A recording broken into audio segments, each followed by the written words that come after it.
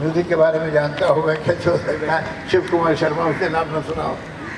लेकिन पहली मेरी उनसे जो फिजिकल मुलाकात हुई वो पंडित जी और शिव जी के साथी दोनों एक साथ थे। हुआ ये कि एक दिन सुबह मैं उठा तो मालूम हुआ नीचे कि ये चोपड़ा साहब है। तो मैं भागता हुआ नीचे गया तो मैं यश जी कैसे कह रहे कि भाई मैं एक पिक्चर बना रहा हूँ और वो साहिर साहब अवेलेबल नहीं है, उनका कुछ बड़ी तबीयत ठीक नहीं रहती और ख़राब मूड में रहते हैं। वो कहते हैं मुझे अब गाने वाने नहीं लिखने हैं।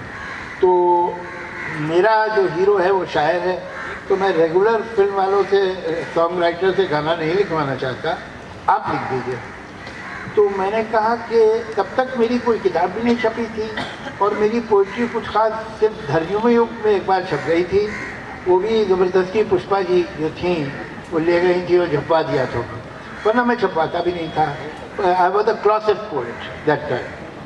तो मैंने कहा कि मैं तो छपवाता तक नहीं अपनी पोइट्री, अब कहाँ फिल्मी गाना तो दूसरी बात हो गई, अब तो मुझे बहुत दूर ले जाए।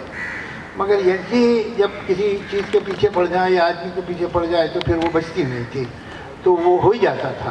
तो आखिर इन्होंने मुझे तैयार कर दिया। तो कल आप 10 बजे आ जाइए।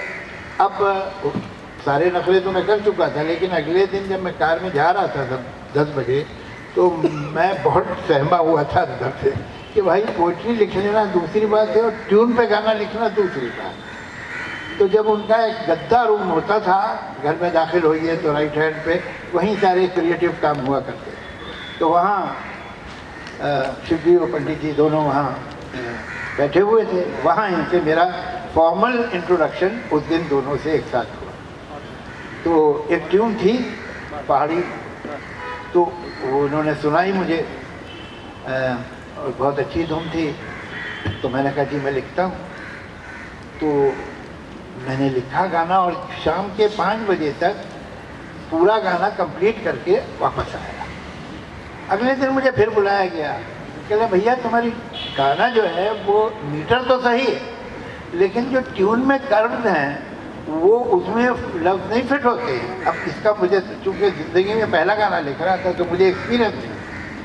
अब माफ़ कीजिएगा, तो बहुत म्यूज़िक जानने वाले लोग बैठे हैं, लेकिन समझाने के लिए मुझे गुनगुनाना पड़ेगा। लेकिन अभी तक तो आप लोगों को बेसुरे लोगों की आदत हो गई होगी, आजकल काफ़ी हैं, तो इतना तकलीफ भी नहीं होगी। वो ट्यून कुछ ऐसी थी,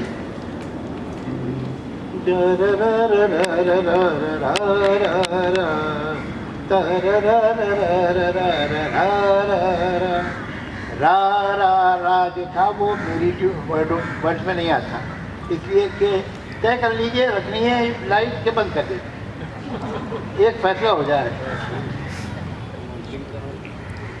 कंफ्यूजन चल रहा है, पहले ठीक कराए।